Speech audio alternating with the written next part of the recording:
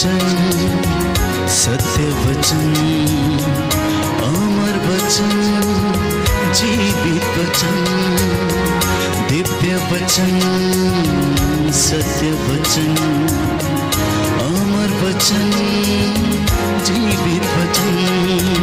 साई दा मा पा नी दा पा मा पा गा रे सा नी रे सा नी रे सा नी रे सा नी रे सा। दिव्य वचन, सत्य वचन, अमर वचन, जीवित वचन, दिव्य वचन, दिव्य वचन।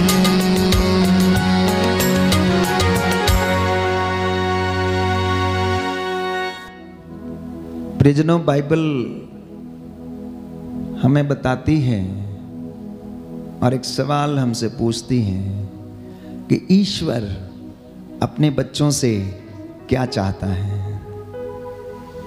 ईश्वर अपनी प्रजा से और अपने बच्चों से क्या चाहता है।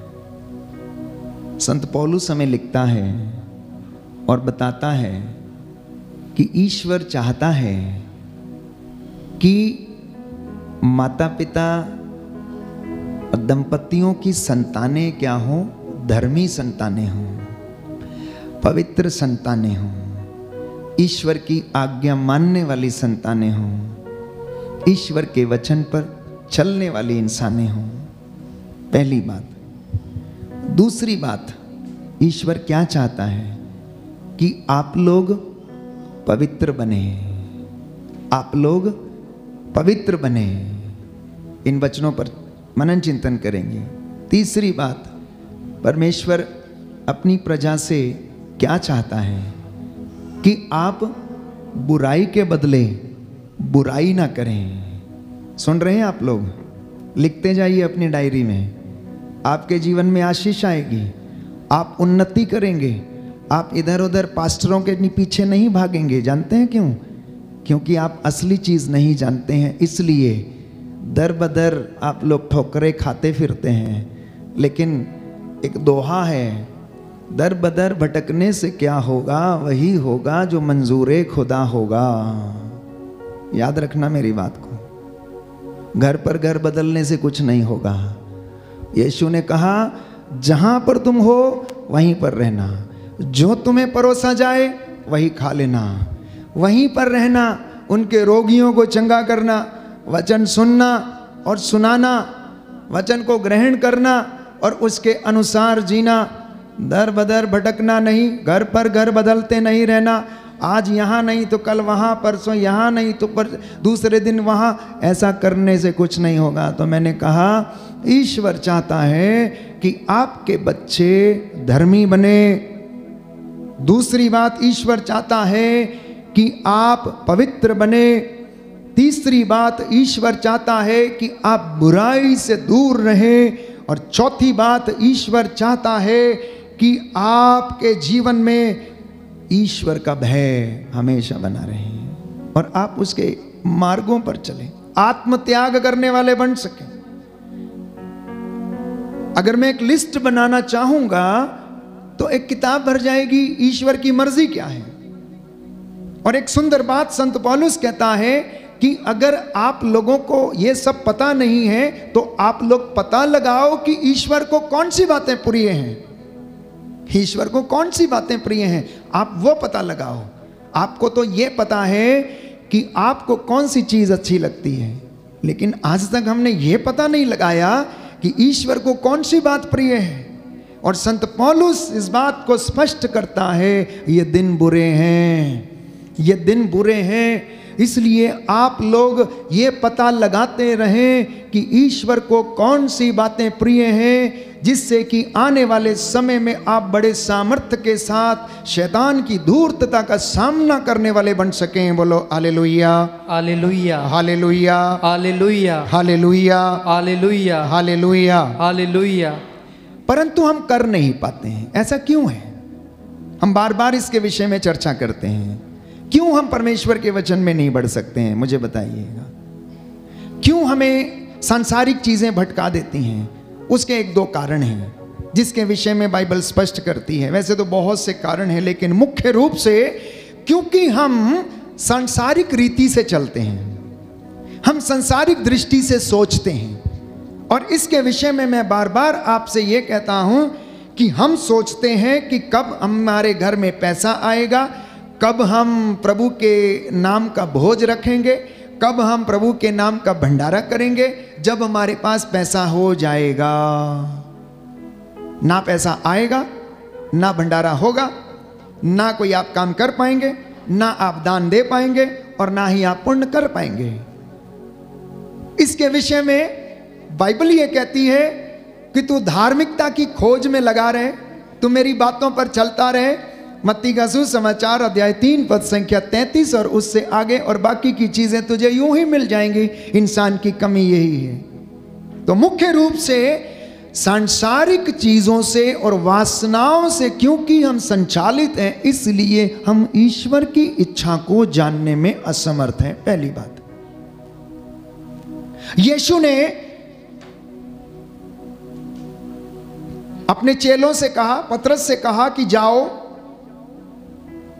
समुद्र में बंसी डालो, उसमें जो मछली तुम्हें सबसे पहले मिले उसको तुम निकालना और उसका मुंह खोलना, उसमें से एक सिक्का निकलेगा और तुम उस सिक्के को जाकर क्या करना, टैक्स चुका देना,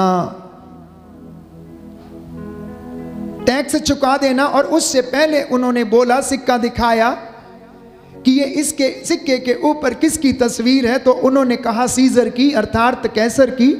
तो उन्होंने कहा कि जो कैसर का है वो कैसर को दे दो, और जो ईश्वर का है उसे ईश्वर को दे दो। इंसान के जीवन में आज कमी जानते हैं क्यों है? क्योंकि उसने ईश्वर को देना नहीं सीखा। पहली बात, ईश्वर को देना नहीं सीखा, ईश्वर को देना नहीं सीखा। ईश्वर के नाम पर उसके जीवन में कंगाली छाई रहती है, लेकिन बीमारी के लिए अगर उसे बड़े से बड़े अस्पताल में जाना पड़े तो प्यारे भाइयों और बहनों, वो जमीन बेचता है, सब कुछ करता है, सब कुछ लुटा देता है, लेकिन ईश्वर के नाम पर खर्च नहीं करता है। ईश्वर के नाम पर खर्च नहीं करता है। जो उसका है उसे नहीं देता है। अब आप पूछेंगे कि उसका क्या है? उसका तो सब कुछ है। वो हमारी नीयत के लिए तरसता रहता है। आपका पैसा महत्वपूर्ण नहीं है, आपकी नीयत महत्वपूर्ण है। आपकी नीयत महत्वपूर्ण है। कुछ लोग कहते हैं क्यों देना है, काय के लिए देना है, क्यों देना है, कहां देना है, इनके पास तो बहुत है, क्यों देना है। प्यारे भाई और बहनों, परमेश्वर दिल देखता है, बाहरी रूप नहीं देखता। सामुएल के ग्रंथ में हम पढ़ते हैं, जब यिशै के सभी लड़कों को वहां पर प्रस्तुत किया गया तो उसने पूछा, एक और है, वो कहां है? उनमें से बहुत सारे लोगों ने सोचा, साउल ने सोचा कि उसे राजा बनाया जाएगा, लेकिन प्यारे भाइयों और बहनों, उसने कहा परमेश्वर तो दिल देखता है। वो लंबी ऊंची चौड़ी कद काठी नहीं देखता है, वो हमारी नीयत देखता है कि आपकी नीयत कैसी है। जब आप उसके द्वार पर जाते हैं, मंदिर में जाते हैं, किसी की सेवा करने का मौका मिलता है, अनाथ आश्रम में जाने का आपको मौका मिलता है, गरीब की सेवा करने का आपको मौका मिलता है, तो प्रभु उस वक्त वहां पर आपकी नीयत देखता है। यात्रा करते समय भीड़ में या बस में या ट्रेन में अगर कोई ज़रूरतमंद आपके पास आ जाता है जिसे वास्तव में आपकी सहायता की ज़रूरत है, वहाँ हमारी नीयत की झलक जो है नज़र आती है।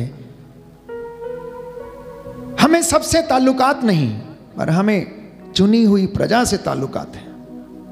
परमेश्वर को चुनी हुई प्रजा से, बुलाए गए लोगों से, जिनको प्रभु ने बुलाया, पवित्र किया, परमेश्वर उनसे ताल्लुकात रखता है और पूछता है, मैंने तुझे बुलाया, मैंने तेरा नाम अपनी हथेली पर लिखा, मैं तेरा नाम जानता हूं, ऐ मेरी प्रजा, ऐ छोटे झुंड, डर मत, मैं तेरे आगे आगे चलता हूं, तू मुझ में रह और मैं तुझ में रहूंगा। तमाम बातें हैं, वो हमारी नीयत देखने के लिए तरसता है। इसलिए उसने मंदिर में दान डाल रही एक विधवा के 2 अधेलों की प्रशंसा की।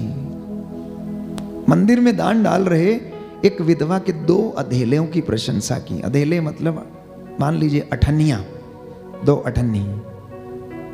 अब तो प्रचलन में नहीं है ना, 1 रुपए के 50 पैसे मान लीजिए, 2 अधेले है ना, अठन्नियां। जो बेचारी काम करके आई थी पूरा दिन, उसके पास जो कुछ था उसने वो मंदिर में डाल दिया। हो सकता है वो शाम को उसकी जरूरत थी, लेकिन उसकी नीयत अच्छी थी, उसकी नीयत अच्छी थी। तो इसलिए परमेश्वर हमसे हमारा पैसा नहीं, रुपया नहीं, हमारा त्याग चाहता है, हमारा त्याग चाहता है, आत्म त्याग चाहता है, पवित्रता चाहता है। एक दूसरे को सहन करने के लिए हमें बुलाता है, एक दूसरे को क्षमा करने के लिए बुलाता है, हमें अपना समय का दशमांश देने के लिए बुलाता है। जो हम कमाते हैं उसमें से दशमांश अर्थात 10% जो है लोगों की सेवा में देने के लिए बुलाता है। और इसके लिए भी लोग बहुत सारे सवाल जवाब करते हैं। इसलिए मैं आपसे कहता हूं, भ्रामक शिक्षाओं से सावधान रहें, भ्रामक शिक्षाओं से आप सावधान रहें। ये मेरे वचन नहीं, प्रभु के वचन है। और जो अपने दासों के वाणी को सच प्रमाणित करता है कि 2 और तुम्हें भी दिया जाएगा, मुफ्त में मिला है मुफ्त में दे दो, 2 और तुम्हें भी दिया जाएगा। ऊपर उठी की पूरी नाप तुम्हारी झोली में डाली जाएगी। अगर कोई अभिषेक के लिए प्रयत्न करता है तो आपको अभिषेक मिलेगा, बशर्ते कि आप परमेश्वर की हुजूरी में बैठकर हाथों को उठाकर आप परमेश्वर के सामने अपने समय का दशमांश दें, उसके साथ 1 घंटा बिताए। एक दंपति जिन्हें संतानें नहीं हैं, जिनके जीवन में नौकरी नहीं है, जिनके जीवन में कष्ट है, दुख है, बीमारी है, आप परमेश्वर के सामने घुटना टेकिए। मैं आपको विश्वास दिलाता हूं, हो सकता है प्रभु आपसे यही प्रतीक्षा कर रहा हो, लेकिन वो दंपति तो दर दर भटकता है, इधर उधर जाता है, इससे ये ले लो, उससे वो ले लो, इससे यहां करवा लो, और खुद करना नहीं चाहता है। तो कौन उसे कब तक आशीष देता रहेगा? नहीं मिलेगा। इसी तरह से काम करने वाला व्यक्ति भी है। तो कौन सा चीज, कौन सा पाप हमें हमारे जीवन में बढ़ने नहीं देता? ये प्यारे भाइयों और बहनों बाइबल बताती है, अविश्वास। क्योंकि हमारा विश्वास अधूरा है, हमारा विश्वास परिपक्व नहीं है, इसीलिए हमें इन सब बातों से वास्ता नहीं है। हमारी बीमारी अच्छी नहीं होती है तो हम हर जगह दौड़ने को तैयार रहते हैं, इसके पास भी, उसके पास भी, यहां भी, वहां भी। तो यीशु के दिए गए बलिदान पर हम विश्वास नहीं कर पाते। यीशु मसीह के द्वारा जो मुक्ति और उद्धार आया है, हम उसमें विश्वास नहीं कर पाते। बस यही कारण है कि हमारे जीवन में आशीष नहीं है, आशीष नहीं है। प्रभु की बातों पर संदेह करना पाप है। रोमियो के पत्र अध्याय 14 पद संख्या 23 में प्रभु का वचन ये कहता है, संत पौलुस कहता है कि अगर कोई इन बातों पर विश्वास नहीं करता तो वह पापी समझा जाएगा। वो पाप करता है। अगर कोई ईश्वर की बातों को, ईश्वर के वचनों को जो बाइबल में लिखी गई हैं, ये कहता है कि ये झूठी हैं, तो वह ईश्वर की नज़र में दोषी है। रोमियो का पत्र अध्याय 14 पद संख्या 23। तो परमेश्वर पर विश्वास नहीं करना यह भी एक गुनाह है। उसका मजाक करना, ठट्ठा करना, यह भी एक गुनाह है। लेकिन अगर हम विश्वास करते हैं कि हाँ, ये आज का वचन मेरे लिए है, मेरे जीवन में पूरा हो जाएगा, तो मैं आपको विश्वास दिलाता हूँ ये आपके जीवन में पूरा होगा। क्योंकि यीशु ने कहा, अगर तुम में राई के दाने के बराबर भी विश्वास है और तुम इस शहतूत के पेड़ से कहो कि उठकर यहाँ से वहाँ लग जाए, तो वो तुम्हारा कहना मानेगा। बोलिए आमीन, आमीन, हालेलुया, हालेलुया, हालेलुया, हालेलुया। यीशु की स्तुति हो, यीशु की स्तुति हो, यीशु को धन्यवाद, यीशु को धन्यवाद, यीशु की आराधना हो, यीशु की आराधना, यीशु की महिमा हो, यीशु की महिमा, यीशु को धन्यवाद, यीशु को धन्यवाद। तो उस राई के दाने के बराबर विश्वास होना अनिवार्य है। और एक विश्वासी को यह विश्वास करना है कि ईश्वर ये कर सकता है, उसके लिए कुछ भी असंभव नहीं है। वो असंभव को संभव करने वाला परमेश्वर है, चट्टानों से पानी निकालने वाला परमेश्वर है, वो नील नदी के पानी को खून में तब्दील कर देने वाला परमेश्वर है, वो लाल समुद्र को सुखा देने वाला परमेश्वर है, वो यरदन नदी से पार करने के लिए अपने शागिर्दों को, अलीशा और उसके जितने भी शागिर्द थे उनको पार कराने वाला परमेश्वर है। जैसे ही उसने यरदन नदी में कदम रखा, नदी सूख गई और वो पार हो गए। प्यारे भाइयों और बहनों, इन वचनों पर विश्वास करना है। चमत्कार हैं, हो रहे हैं और होते रहेंगे। आप और मैं यहाँ से चले जाएंगे, लेकिन चमत्कार प्यारे भाइयों और बहनों परमेश्वर के जिंदगी में होते रहेंगे हमारे जीवन में। सिर्फ विश्वास आपको करना है। आप डॉक्टर के पास जाते हैं, उससे कहते हैं मेरा सर दर्द हो रहा है, और वो आपको एक पुड़िया बना के दे देता है और आप उसे आते हैं और खा लेते हैं, और शाम को आपको लगता है सिर दर्द गायब है। आपको पता नहीं डॉक्टर ने आपको दिया क्या है। उसने कहा बेटा ये पुड़िया ले लो, एक सुबह खा लेना, एक शाम को खा लेना। डॉक्टर साहब कैसे खानी है? गर्म पानी से खानी है। डॉक्टर साहब कैसे खानी है? नहीं, ये वाली दूध के साथ खानी है। आप ऐसा ही करते हैं, वैसा ही होते हैं, और आपको विश्वास है कि मैं ठीक हो जाऊंगा, एक पुड़िया खा के मैं ठीक हो जाऊंगा, और आप हो जाते हैं। और परमेश्वर ये कहता है तू दे और तुझे भी दिया जाएगा। उस पर कोई विश्वास नहीं करता है। तू दे और तुझे भी दिया जाएगा। तेरी झोली में ऊपर उठी हुई पूरी की पूरी नाप डाली जाएगी, लेकिन वो आप विश्वास नहीं करते हैं, क्योंकि आप देते नहीं हैं। आप इंस्ट्रक्शंस फॉलो नहीं करते हैं, डॉक्टर वाला करते हैं। गर्म पानी से खानी है तो गर्म पानी से खानी है, दूध से खानी है तो दूध से खानी है। यहाँ कहता है उपवास कर और तेरा पाप तेरा श्राप तुझसे टूटेगा और दूर जाएगा, दुष्ट आत्मा तुझसे भागेगी। लेकिन आप तो करते नहीं, सोचते हैं ऐसे ही भाग जाए तो कैसे हो जाएगी। इंस्ट्रक्शन आधा फॉलो करते हैं, चंगाई नहीं आएगी, बंधन नहीं टूटेगा, वचन नहीं सुनेंगे, ईमानदारी नहीं बरतेंगे। कहता है तुम चोरी करते हो, तुम्हारे हाथ खून से रंगे हुए हैं, तुम बेईमान हो, तुम्हारे तराजू खोटे हैं, और तुम कहते हो मैं दया कर दूं। विश्राम का दिन तुम पालन नहीं करते हो, वचन सुनने के लिए आते नहीं, मेरे मंदिर को अपवित्र करते हो, मैं कैसे तुम पर दया कर दूं। और फिर भी आप दया करने की आशा में रहते हैं। मतलब ये तो विरोधाभास है, बड़ा विरोधाभास है कि आप जानते हुए भी ऐसा नहीं करते। और संत पौलुस कहता है कि जो जानते हुए भी ऐसा नहीं करता, ईश्वर की आज्ञा को जानने के बाद भी उसका फॉलो नहीं करता, वो सबसे बड़ा दोषी है। वो सबसे बड़ा दोषी है। कलीसिया में आज ऐसे वचनों को सुनने और समझने की जरूरत है। इसलिए चंगाई के पीछे ना भागें, प्रभु के वचन को सुने और पालन करें। चंगाई आपके पीछे आएगी, चंगाई आपके शरीर के अंदर आएगी। बीमारियों को आपके शरीर से जाना होगा। इसलिए मैं कहता हूं कि अगर घर में आप टेप रिकॉर्ड में वचन लगाकर यूं ही छोड़ देते हैं ना, तो आपके घर की ईंटें भी वचन सुन के पवित्र हो जाएंगी। क्योंकि ये ईश्वर ने कहा कि ईश्वर इब्राहिम के लिए इन पत्थरों से संतान पैदा कर सकता है। तो क्या वचन से, जिसमें ताकत है, जिसमें जीवन है, आपके घर की ईंटों को शुद्ध ना करेगा? क्या आपके मनों को शुद्ध ना करेगा? क्या आपके शरीरों में स्वास्थ्य नहीं देगा? क्या आपकी बीमारी चंगी नहीं होगी? अवश्य होगी। इसलिए शैतान ने जब यीशु को प्रलोभन दिया तो उसने कहा इन पत्थरों से बोल कि ये रोटियां बन जाए, और तू इसे खा के क्या कर, अपनी भूख मिटा। क्योंकि उसे जानता था अगर यीशु ने ऐसा बोल दिया ये रोटियां बन जाएं तो बन जाएंगी।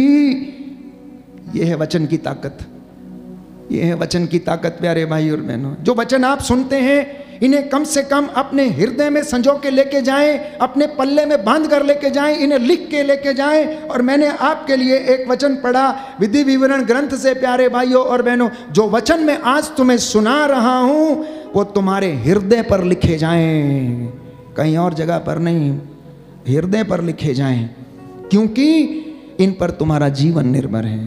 तुम इन्हें अपने पुत्रों को अच्छी तरह सिखाओ। घर में बैठते या राह चलते समय, शाम को लेटते या सुबह उठते समय इनकी चर्चा किया करो। अब शाम को लेटते समय आपका मोबाइल आपको छोड़ता नहीं है, तो आप इस वचन की कैसे चर्चा करोगे? कैसे चर्चा करोगे? राह चलते समय प्रभु का वचन कहता है कि इसको तुम लोग क्या किया करो, चर्चा किया करो। सुबह उठते ही या तो अखबार हमारे हाथ में होता है या हमारा मोबाइल हमारे तकिए के नीचे से या फिर बाजू वाली टेबल से बाहर आता है। तो कैसे वचन पूरे होंगे? वचन पूरे होने के लिए आपको सुनना पड़ेगा, आपको पढ़ने पड़ेंगे प्यारे भाई और बहनों, आपको डिक्लेयर करना पड़ेगा, क्योंकि परमेश्वर का वचन ये कहता है। मार्कुस का सुसमाचार अध्याय 16 पद संख्या 17। मार्कुस का सुसमाचार अध्याय 16 पद संख्या 17 में आपके लिए वचन पढ़ूंगा। जिसके पास बाइबल है खोले, जिसके पास नहीं है लिख के रखे, और शाम को अपने घर में जाके आप अवश्य पढ़ें कि प्रभु का वचन क्या कहता है। ये केवल दासों के लिए नहीं है, सबके लिए ये वचन है प्यारे भाई और बहनों। मार्कुस का सुसमाचार अध्याय 16 पद संख्या 17। विश्वास करने वाले ये चमत्कार दिखाया करेंगे, वो मेरा नाम लेकर अपदूतों को निकालेंगे, नई भाषाएं बोलेंगे, अपने और सांपों को उठा लेंगे, यदि वो विष पिएंगे तो उससे उन्हें कोई हानि नहीं होगी, वो रोगियों पर हाथ रखेंगे और रोगी स्वस्थ हो जाएंगे। बोलो आमीन, आमीन, हालेलुया, हालेलुया। ये काम आप भी कर सकते हैं, ये काम आप भी कर सकते हैं, क्योंकि घर का दंपति अपने घर का चरवाहा है, वो अपने घर का पास्टर है। एक पिता जो घर का मुखिया है, उसका ये कर्तव्य है कि ईश्वर के वचनों को बच्चों के साथ बांटे, पत्नी के साथ बांटे, घर में बांटे। सबसे पहले वचन, उसके बाद दूसरे काम। शाम को काम से लौटकर कुछ समय बैठकर प्रभु के वचन को पढ़ें, कलाम को पढ़ें और सुनाएं, और विश्वास करके अगर आपका बेटा बीमार है हाथ रख दो तो वो चंगा हो जाएगा। यीशु के नाम पर, अपने नाम पर नहीं, यीशु के नाम पर, क्योंकि ये बाइबल इस विषय को स्पष्ट करती है कि जो विश्वास करेगा, केवल चुने हुए दास नहीं, यहां साफ साफ लिखा है विश्वास करने वाले लोग चमत्कार दिखाया करेंगे। वे मेरा नाम लेकर अबदूतों को निकालेंगे, नई भाषाएं बोलेंगे, सांपों को उठा लेंगे, यदि वे विष पिएंगे तो उससे उन्हें कोई हानि नहीं होगी, वो रोगियों पर हाथ रखेंगे और रोगी चंगे हो जाएंगे। ये परमेश्वर का वचन है। इसलिए हम यहाँ पर आते हैं सुनने के लिए। एक सुंदर गीत हम गाते हैं कि जिथे हुंदियां बीमारियां दूर, मैं तेरा नाम लेना है, मैं यीशु यीशु कहना है, मैं यीशु यीशु कहना है। इस सुंदर गीत को हम जब गाते हैं तो प्यारे भाइयों और बहनों, हम विश्वास करें कि यीशु की हजूरी में वो काम होते हैं जो दूसरी जगह नहीं होते हैं। यीशु की हजूरी में, उसकी उपस्थिति में बंधन टूटता है। बदरूहें निकल के भागती हैं, चिल्लाती हैं, रोती हैं, वो डरती कांपती हुई प्यारे भाइयों और बहनों वो छोड़ती हैं, प्रोवाइडेड कि आप एक निर्णय लें कि आज के बाद मैंने तौबा कर ली तो मैं इस काम में नहीं पड़ूंगा। आज के बाद मैंने तौबा की है और मैंने रेजोल्यूशन किया कि मैं परमेश्वर के साथ रहूंगा, और आप उसके साथ ईमानदार रहें, क्योंकि गलतियों की माफ़ी वो देता है। इसलिए ऐ लोगों, तुम लोग अंधविश्वास को छोड़ो और तुम मेरे पास चले आओ। बोलो आमीन, आमीन। जब दुख और बीमारी आती है, परेशानी आती है, चिंता जब बढ़ने लगती है, तो हमारी प्रार्थनाओं का हमें उत्तर नहीं मिलता, हमारी प्रार्थनाओं का उत्तर नहीं मिलता। अभी सुनिए ध्यान से, जब तूफान आता है, सुनामी आता है या फिर बाढ़ आती है तो क्या करती है? एक ही बार सब कुछ तबाह करके चली जाती है। उसको रिकवर होने में कितने दिन लगते हैं जानते हैं? 6 महीने, साल। और इंसान उस दौर में क्या करता है? मेहनत करता है, पसीना बहाता है, फिर से नया घर बनाने की कोशिश करता है। हमारा जीवन भी ऐसा ही है। जो लोग गुनाह में थे, जो लोग इधर उधर लोगों के पीछे, बाबा तांत्रिकों के पीछे भाग रहे थे, जब सब कुछ उनका उजड़ जाता है तो वो एक फेज जो है जिंदगी तबाह कर देता है। अब उसको रिकवरी के लिए जब हम प्रभु के पास आते हैं तो प्रभु हमें रिकवरी दिलाता है, पूरी की पूरी रिकवरी दिलाता है। यीशु केवल ऐसा नहीं करता है कि हमें ये चीज़ चाहिए और हमें दे दिया। यीशु हमें पूरा का पूरा रिकवर कराता है, A to Z, जो हमारा खो गया था। और इसका सबसे अच्छा उदाहरण अय्यूब के ग्रंथ में है। शैतान ने उसकी परीक्षा ली, सब कुछ खत्म कर दिया, उसके ऊंट, गधे, घोड़े, खच्चर, उसकी भेड़े, उसके बच्चे, सब कुछ तबाह कर दिया। और उसके अगले वचन में कहता है उसे डबल मात्रा में वापस दिया। क्यों? क्योंकि उसने अपनी धार्मिकता नहीं छोड़ी, उसने परमेश्वर की इबादत करना नहीं छोड़ा, उसने वेदी पर अपनी भेंट चढ़ानी नहीं छोड़ी, उसके मुख से अश्लील बात नहीं निकली। उसने यही कहा, ईश्वर ने दिया था, ईश्वर ने ले लिया, सुख दिया तो मैंने सुख लिया, अब दुख मिल रहा है तो कोई बात नहीं, हे प्रभु हम दुख भी ग्रहण करते हैं। कलोसियों का पत्र अध्याय 4 पद संख्या 2। अगर आप उन्नति करना चाहते हैं, चाहे वो आर्थिक हो, चाहे आत्मिक हो, चाहे वो रिश्तों की हो, चाहे वो धर्म में हो, या चाहे वो किसी भी काम में अगर आप बढ़ना चाहते हैं, तो सबसे पहली बात संत पौलुस हमें लिखता है, पवित्र वचन कहता है कि आप लोग सजग होकर प्रार्थना करें। क्या कहता है? सजग होकर प्रार्थना करें। एक विश्वासी के घर में प्रार्थना का दीपक सदा जलते रहना चाहिए, अन्यथा वो घर उजड़ जाएगा। प्रवक्ता ग्रंथ में हम पढ़ते हैं कि जो प्रभु पर श्रद्धा नहीं रखता उसका घर शीघ्र उजड़ जाता है। इसलिए प्रभु के नाम का दीपक विश्वासी के घर में सदा जलना चाहिए, सुबह और शाम को। आप याद रखें, एक मसीह व्यक्ति के जीवन में जो प्रभु का अनुयायी है और विश्वास करता है कि परमेश्वर मेरा चरवाहा है, मुझे किसी बात की कमी और घटी नहीं है, वो मेरे लिए देखते देखते खाने की मेज सजाता है, मेरे सिर पर तेल का विलेपन करता है, चाहे अंधकार की घाटी से होकर जाना क्यों ना पड़े, मुझे किसी अनिष्ट की शंका नहीं रहती, क्योंकि उसकी लाठी और सोटे पर मुझे भरोसा है। तो एक विश्वासी दंपति को, एक प्रभु को मानने वाले व्यक्ति के घर में सुबह शाम परमेश्वर की नाम की बंदगी का होना अनिवार्य है। ये मसीह लोग इसके लिए बुलाए गए हैं, आप ये करने के लिए बुलाए गए हैं। इसलिए परमेश्वर का वचन ये कहता है, मैंने तुम्हें राष्ट्रों से अलग कर लिया है। किस काम के लिए?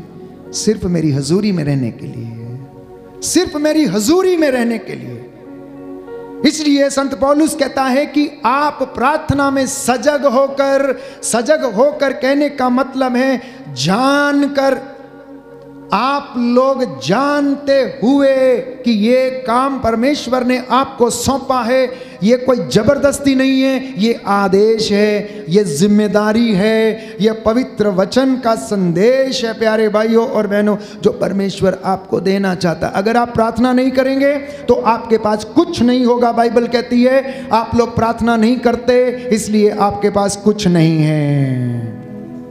आपके पास कुछ नहीं है। जो प्रार्थना करता है उसके पास सब कुछ है। सब कुछ कहने का मतलब यह है, एक सुंदर दोहा है, जब मैं छोटा था हिंदी में पढ़ा करता था, जब आवे संतोष धन सब धन धूलि समान। वो धन की आवश्यकता है और वो हमें केवल परमेश्वर दे सकता है, कोई नहीं दे सकता। दुनिया का कोई व्यक्ति आपको खुश नहीं कर सकता। दुनिया की कोई ताकत प्यारे भाइयों और बहनों आपको खुश नहीं कर सकती। केवल और केवल इस पृथ्वी को बनाने वाला, चलाने वाला परमेश्वर, जो सब जगह विद्यमान है, जो सच्चा है, जो पवित्र है, आपके बंधनों को तोड़ सकता है और आपको वो संतुष्टि प्रदान कर सकता है। ये आज का पहला परामर्श है प्रभु की ओर से। और दूसरा परामर्श वचन अध्याय 4 पद संख्या 5 कलोसियों की पत्री की, आप लोग वर्तमान समय से पूरा पूरा लाभ उठाए हैं। आज आप यहां हैं तो आज के वचन से आप पूरा लाभ उठाएं। आप 1-2 घंटे हमारे साथ हैं, जो वचन आप सुन रहे हैं, जो बंदगी आप कर रहे हैं, जो तौबा आप कर रहे हैं, इसका पूरा लाभ उठाएं। आज अपने पुराने जीवन को छोड़ें, त्यागें, प्रभु से वादा करें और प्रभु के पास लौट कर चले आएं और वो आपके पास लौट कर चला आएगा। आगे लिखा है, आपकी बातचीत सदा मनोहर हो और सुरुचिपूर्ण हो। आप लोग प्रत्येक व्यक्ति को समुचित उत्तर देना सीखें तो आपके जीवन में उन्नति आएगी। मैं समझता हूं कि शायद समझ में आया है कि आपकी बात मीठी हो, आपसे जो बात करने वाला हो उसको भी आप क्या करें, सुरुचिपूर्ण उत्तर दें, एक के बदले चार ना सुनाएं। ये आत्मिक उन्नति में बढ़ने का प्यारे भाई और बहनों फॉर्मूला है। तीसरा वचन कलोसियों का पत्र अध्याय 3 पद संख्या 19, पति अपनी पत्नियों को प्यार करें और उनके साथ कठोर व्यवहार ना करें, और इसी के साथ पत्नियां पतियों के अधीन रहें, तो आपके आत्मिक जीवन में उन्नति होगी। रिश्ते में खटास नहीं होगी, वहाँ पर शक नहीं होगा, वहाँ पर पवित्र आत्मा का निवास रहेगा। ये आपको आत्मिक उन्नति देगा, ये आपके परिवार में उन्नति देगा, आपके बच्चों के रिश्ते अच्छे होंगे, आपके और माता पिता के और बच्चों के बीच में क्या होगा, रिश्ता सुदृढ़ होगा। चौथी बात अध्याय 3 पद संख्या 20 में, मैं कलोसियों के पत्र से पढ़ रहा हूं आपके लिए, बच्चे सभी बातों में अपने माता पिता की आज्ञा माने, प्रभु इससे प्रसन्न होता है। दाहिना हाथ उठाकर मेरे पीछे दोहराएंगे, पवित्र वचन कहता है, पवित्र वचन कहता है, कलोसियों का पत्र अध्याय 3 पद संख्या 20, बच्चे सभी बातों में अपने माता पिता की आज्ञा माने, प्रभु इससे प्रसन्न होता है। Hallelujah, hallelujah, hallelujah, hallelujah. ये पारिवारिक और आत्मिक उन्नति के लिए परामर्श है जो संत पौलुस हमें दे रहा है। प्यारे भाई और बहनों, आज्ञा मानने का मतलब है कि ईश्वर की इच्छा को पूरी करना, और वहीं दूसरी ओर वचन कहता है कि माता पिता अपने बच्चों को खिजाया ना करें, जिससे कि उनका मन टूट ना जाए, उनका मन ना टूट जाए। खिजाया ना करें, उनका मन ना टूट जाए। पांचवा वचन है पद संख्या 22 में कि आप लोग जो भी कार्य करें मन लगाकर करें। मेहनत करते हैं तो मन लगाकर करें, प्रार्थना करते हैं तो मन लगाकर करें, आंसू बहाते हुए करें, प्रभु के सामने गिड़गिड़ाते हुए करें। शोक गीत अध्याय 2 पद संख्या 19 और उससे आगे लिखा है कि आपके आंसू रुके नहीं, नदी की तरह बहते रहें, जिससे कि और आप अपने बच्चों के प्राण रक्षा के लिए प्रभु से दुहाई दें। पांचवी बात है कलोसियों का पत्र अध्याय 3 पद संख्या 5, अपने शरीर में पृथ्वी की बातों का दमन करें, आपके जीवन में उन्नति आएगी। पृथ्वी की बातें कौन सी हैं? व्यभिचार मतलब गलत रिश्ते, गलत संबंध, कामुकता जिसे हम वासना कहते हैं, तीसरा लोभ लालच, चौथा अशुद्धता, पांचवा विषय वासना। वचन स्पष्ट करता है कि आप इन बातों से क्या करें, अपने आप को दूर करें और आपके जीवन में उन्नति आएगी। आप आध्यात्मिक उन्नति अपने जीवन में देखेंगे, आप आर्थिक उन्नति अपने जीवन में देखेंगे, आप अपने बच्चों के जीवन में प्रभु का प्रेम और उन्नति देखेंगे। आज बहुत सारे लोग शिकायत करते हैं हमारे बच्चों को नौकरियां नहीं मिलती, बंधन लगे हुए, टूटते नहीं है। नौकरी का बंधन है, आर्थिक बंधन है, बेरोजगारी का बंधन है। पूछिए अपने आप से क्यों? वचन के अनुसार परमेश्वर से बातें कीजिए और कहिए कि प्रभु हमसे बातें कर, आज हमने तुमसे कुछ पूछना है। प्रभु मैं आपसे पूछना चाहता हूं, मेरे जीवन में बंधन क्यों है? आप लोगों के पीछे क्यों भागते हैं? किसी व्यक्ति के पीछे क्यों भागते हैं पूछने के लिए कि हमारे घर में क्या है? कई लोग आते हैं, फादर जी जरा बताना हमारे घर में क्या चीज़ है, कौन सी चीज़ है? कोई बद्दुआ है, कोई बला पीछे, कोई चुड़ैल है। अरे वचन आपसे रोज बातें करता है, रोज आपको समझाता है, रोज आपको सिखाना चाहता है, और इसके बावजूद आप कहते हैं कि हमारे जीवन में अब कोई चुड़ैल जो आएगी वो बाल बिखेर के आपके घर में नहीं आएगी। याद रखना प्यारे भाई और बहनों, गेरासा के अबदूत की तरह कोई व्यक्ति आपके घर में चलकर नहीं आएगा जिसके अंदर अबदूतों की सेना थी और जो गाली गलौज करता था, मारता था, काटता था। वो आपके जीवन में अशुद्धता, अपवित्रता, क्रोध, ईर्ष्या के जैसे भी आपके घर में वो रह सकती है। नशे के रूप में भी आपके घर में रह सकती है, गलत संबंधों के रूप में भी आपके घर में रह सकती है। तो ये कोई जरूरी नहीं है कि जो आप पिक्चरों में देखते हैं या फिल्मों में देखते हैं कि शैतान कैसा दिखता है, कैसा होना चाहिए, या काले कपड़े पहन के आता है वैसे आएगा। नहीं, सबसे बड़ा शैतान इन रूप में आज लोगों के जीवन में रहता है। गुस्सा, लड़ाई झगड़ा, मन मुटाव, हत्या, चोरी, मारकाट, अंगों को चुराना, बच्चों को मारना, कत्ल करने, शोषण करना, अशुद्धता, अपवित्रता, विषय वासना, कामुकता, दूसरों को फंसाना, अब अभियोग लगाना, झूठी कस्में खाना, ये क्या है? ये शैतानी काम है प्यारे भाई और बहनों। ईश्वर इन बातों से प्रसन्न नहीं है। वो इस परिस्थिति में हमें ब्लेस नहीं कर सकता, आशीष हमारे जीवन में नहीं आ सकती। हमें शुद्धता की ओर चलना चाहिए, हमें पवित्रता की ओर चलना चाहिए। जिस तरह से आपका शरीर गंदा होता है, शाम को आप नहाते हैं, वैसे ही हमारी आत्मा को शैतान से लड़ने के लिए नित्य प्रतिदिन वचन को सुनने की आवश्यकता है। क्योंकि अगर शैतान डरता है तो केवल वचन से डरता है, किसी दूसरे व्यक्ति से नहीं डरता है, किसी माई के लाल से नहीं डरता है। मैं आपको बता दूं, कोई भी हो, कितना भी बड़ा साधना करने वाला व्यक्ति क्यों ना हो, अगर वो डरता है तो केवल ईश्वर के वचन से डरता है। अन्यथा शैतान की मजाल की यीशु के सामने खड़ा हो जाए।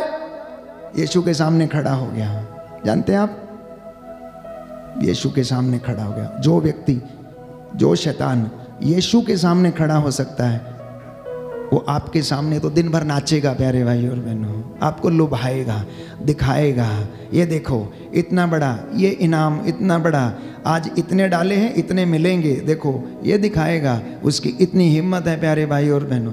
इसलिए परमेश्वर के खौफ में रहना हमेशा। और संत पौलुस कहता है ये सारी बातें मूर्ति पूजा के समान हैं। छठवीं बात कहता है, इन सब बातों के कारण ईश्वर का कोप आप लोगों पर भड़क उठता है।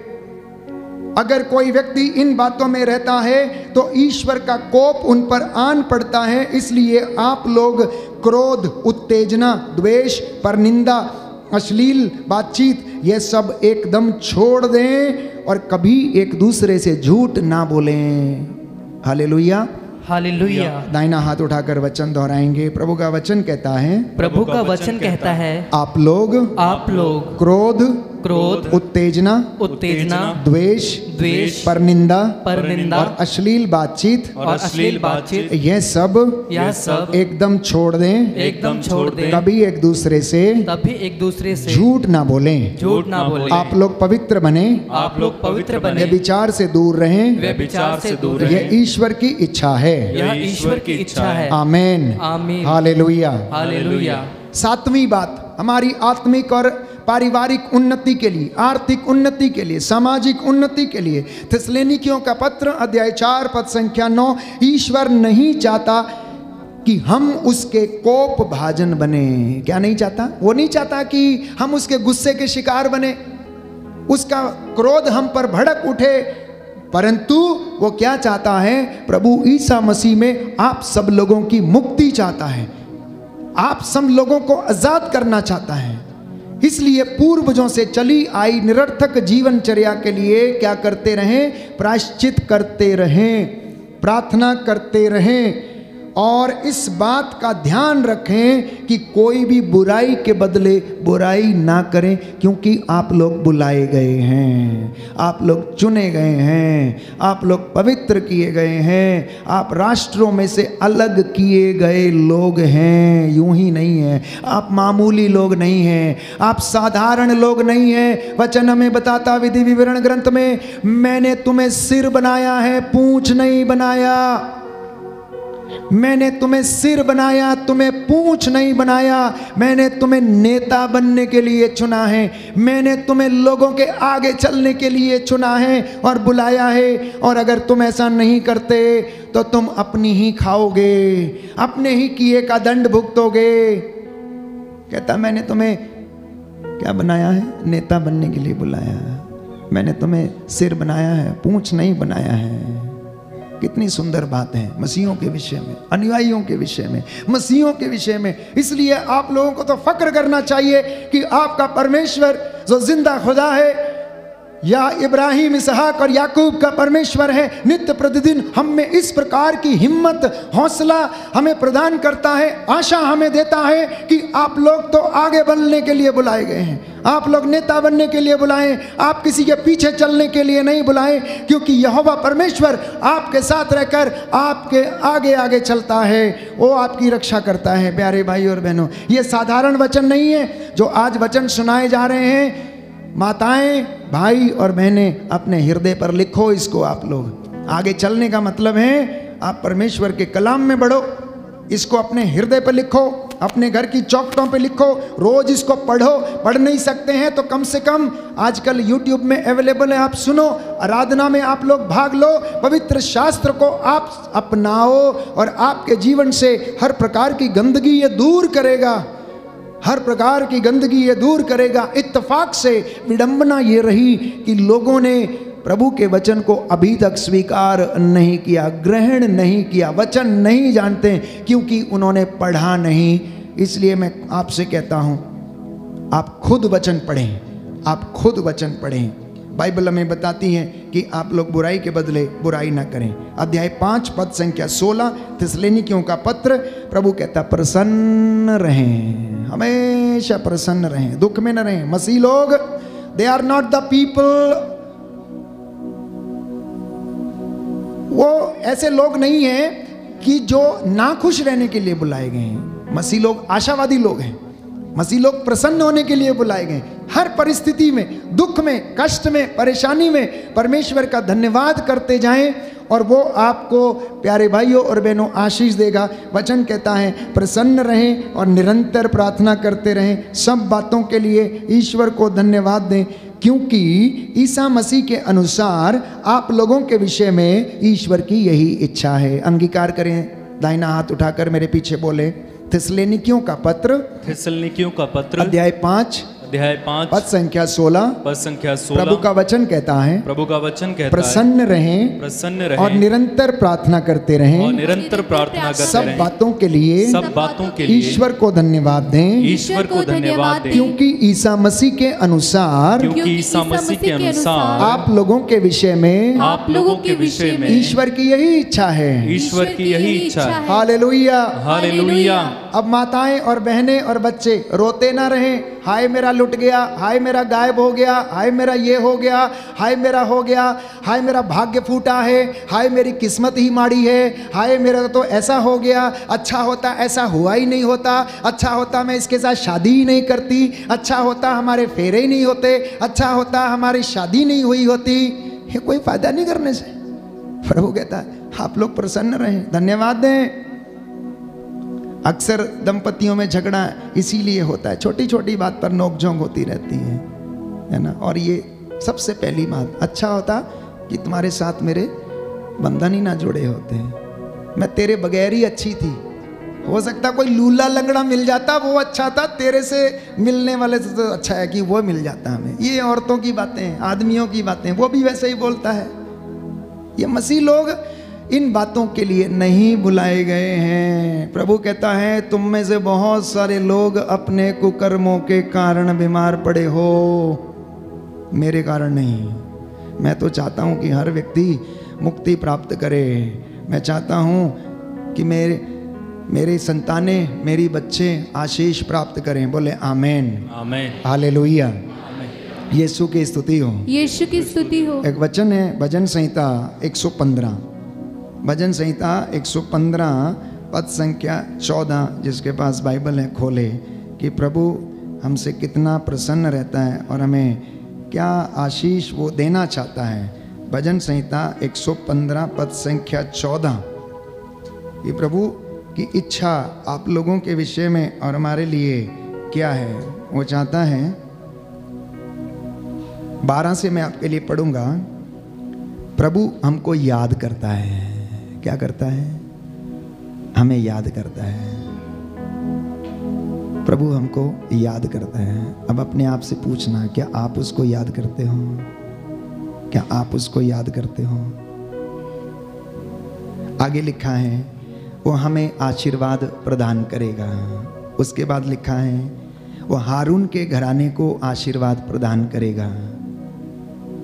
वह प्रभु के श्रद्धालु भक्तों को आशीर्वाद प्रदान करेगा, चाहे वो छोटे हों या बड़े हों। जिसने पृथ्वी और स्वर्ग को बनाया है वही प्रभु तुम्हें आशीर्वाद प्रदान करे।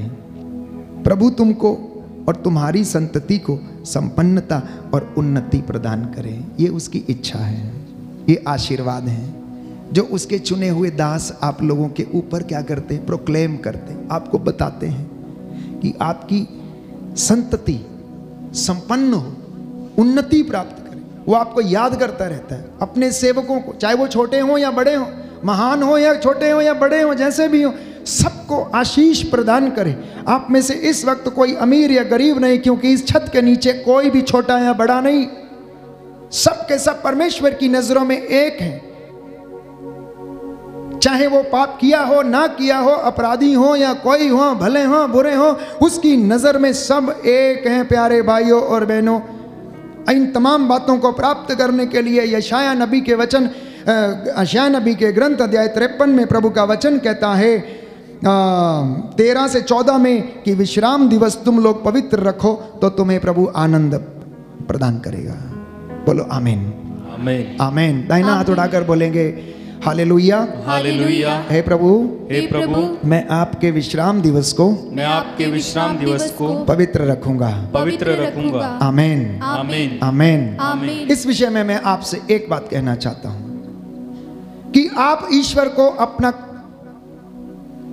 कुछ भी ना दें तो चलेगा, लेकिन आप विश्राम दिवस को पवित्र रखें और आपको सब कुछ मिलेगा।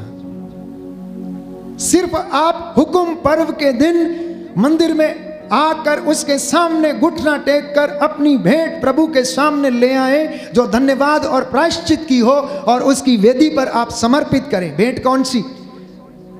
सब कुछ तो उसका दिया हुआ है, हमारा दिया हुआ क्या है? जो मेहनत मजदूरी आप करते हैं, जो फसल हुई है ना आपके घर में, अब किसान के घर में या छोटे किसी व्यक्ति के घर में, प्यारे भाइयों और बहनों, क्या है? उसके घर में करेले की बेल होगी, तुरई की बेल होगी, कद्दू की बेल होगी, लौकी की बेल होगी, भिंडी होगी, या कुछ अनाज होगा, या उसकी जो भी कुछ होगी। पुराने ज़माने में लोग क्या करते थे, अपनी भेड़ बकरियों का क्या कर लेते थे, भेंट लेके चले जाते थे। अब मैं आपसे कहूँगा कि आप अपने बच्चों को भेंट स्वरूप प्रभु को समर्पित करें, जिससे कि परमेश्वर उनको बदले, उनको आशीष प्रदान करे, उनमें स्मरण शक्ति आए। जब दंपति मम्मी पापा सुबह आते हैं, अपने चारों तीनों बच्चों को साथ लाकर घुटना टेकें, प्रभु के सामने दोनों लोग झुक जाएं, घुटना टेकें, और बच्चों को भी वो सिखाएं, और यही प्रथा उनके जीवन में आगे बढ़ती जाएगी, और यही आशीर्वाद उनके जीवन में आगे बढ़ता जाएगा। देखिए, आशीर्वाद लेने के लिए, अनॉइंटिंग लेने के लिए आपको सिखाना होगा, आपको मेहनत करना होगा, नहीं तो ये नहीं रहेगी। वचन को समझिए, थोड़ी गहराई में जाते हैं कि जब परमेश्वर ये कहता है कि मैं 1000 पीढ़ियों तक तुझे आशीष प्रदान करूंगा, तो इसका मतलब क्या है? इसका मतलब यह है कि आज मम्मी पापा ने अपने बच्चों को यह सिखा दिया कि प्रभु से आशीष लेने का तरीका क्या है, और घुटना टेक कर उनको सिखा दिया। कल वो बड़े होंगे, वो काम यही प्रथा जारी रखेंगे, उनकी शादियां होगी, अपने बच्चों को भी यही सिखाएंगे। पीढ़ी दर पीढ़ी उनके मन में, उनकी आत्मा में, शरीर में परमेश्वर का खौफ रहेगा, वचन उनके जीवन में रहेगा, और इस तरह से उनकी पीढ़ियां आशीष प्राप्त करती रहेंगी। यह अर्थ है उसका, और वो आपको देता चला जाएगा। क्यों? क्योंकि वो सारी संतति, सारी पीढ़ियां परमेश्वर के प्रति ईमानदार रहेंगी। विधि विवरण ग्रंथ अध्याय 8 पद संख्या 18, ईश्वर आपको सामर्थ्य देता है। अध्याय 28 पद संख्या 12 में, तुम जो कुछ करोगे वो सब कुछ सफल होगा। बोलो आमीन, आमीन, हालेलुया, हालेलुया, हालेलुया, हालेलुया। ये आज का वचन है आप सबके लिए। अंत में प्यारे भाइयों और बहनों, यदि आज जितने भी वचन सुनाए गए हैं अगर आपके हृदय में अंकित हैं, और यदि आपने स्वीकार कर लिया है, तो आप जो कुछ भी करेंगे वो सफल होगा। बोलो आमीन, आमीन, हालेलुया। हालेलुया। कहता है, अब से तुम उधार लोगे नहीं, बल्कि आप दूसरों को उधार दोगे। अगर आप मेरी बातों को मानेंगे। विधि विवरण ग्रंथ अध्याय 28 पद संख्या 13 में हम पढ़ लेते हैं कि प्रभु का वचन इस बात को हमें स्पष्ट करता है कि अगर तुम मेरी बातों को मानोगे और उन पर चलोगे तो ये सारे वरदान तुम पर आन पड़ेंगे। प्यारे भाइयों और बहनों, अध्याय 28 पद संख्या 13, अध्याय 28 पद संख्या 13। प्रभु तुम्हें नेता बनाएगा, किसी का अनुयायी नहीं। यदि तुम मेरे द्वारा अपने को दी गई प्रभु अपने ईश्वर की आज्ञाओं का सावधानी से पालन करोगे और अन्य देवताओं की सेवा और पूजा करने से उन नियमों से जरा भी विचलित नहीं होगे जिन्हें आज मैं तुम्हें दे रहा हूँ, तो तुम्हारी अवनति नहीं बल्कि उन्नति होगी। तुम्हारी अवनति नहीं बल्कि तुम्हारी उन्नति होगी। और प्रभु उसके पहले वाले वचन में लिखा है, अपने आकाश का अपूर्व भंडार खोलकर तुम्हारी भूमि पर ठीक समय पर पानी बरसाएगा और तुम्हारे सब कामों में तुम्हें आशीर्वाद देता रहेगा।